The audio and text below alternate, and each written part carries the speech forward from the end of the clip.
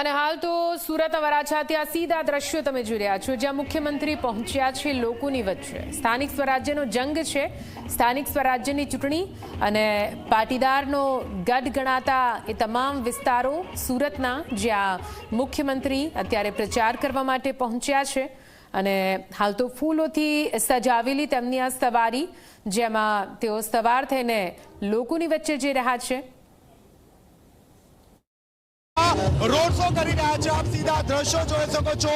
પાટીદારની જે ઘર છે તેમાં ખાસ કરીને રોડ શો ગજવી રહ્યા છે। આપ જોઈ શકો છો તેમની સાથે સુરત શહેર પ્રમુખ પરેશભાઈ પટેલ અને હજારોની સંખ્યામાં જે કાર્યકરો છે તે કાર્યકરો અહીં જોવા મળી રહ્યા છે।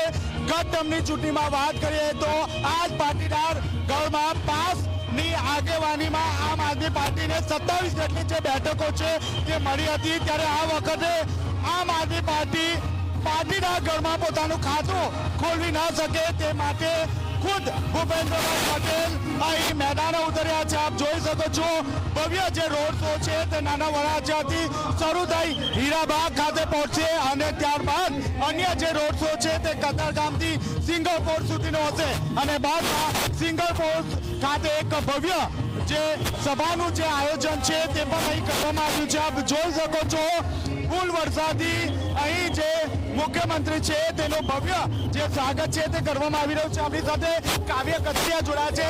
ભવ્ય રોડ શો, શું કહેશો? લોકો સ્વયંભૂ અમારા લોકલાડીલા મુખ્યમંત્રીને મળવા આવી રહ્યા છે। અમારો પરિવાર છે જે અમારા દરેક સુખમાં અને અમારી ખુશીઓમાં સામેથી હાજર થઈ જાય છે।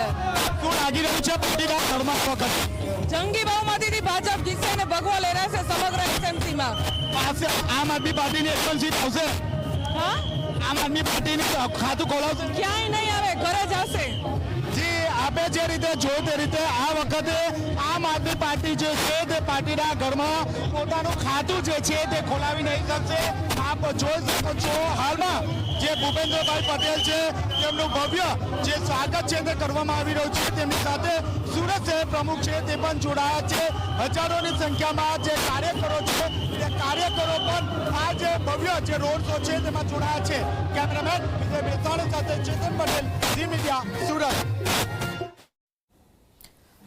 તો આપ જો સુરતના નાના વરાછાથી હીરાબાગ સુધી આ પૂરી જે આખી યાત્રાનું આયોજન કરવામાં આવ્યું છે, જ્યાં મુખ્યમંત્રી ખુદ પહોંચ્યા છે જનતાની વચ્ચે, ભવ્ય તેમનું સ્વાગત કરવામાં આવ્યું છે અને સાથે સાથે મૃદુ પણ મક્કમ એવા મુખ્યમંત્રીને નિહાળવા માટે મોટી સંખ્યામાં અહીંયા સુરતના લોકો પણ ઉપસ્થિત થયા છે, જે હાથ હલાવીને સ્વાગત કરી રહ્યા છે અને સાથે સાથે મુખ્યમંત્રી પણ તેમનું અભિવાદન ઝીલી રહ્યા છે।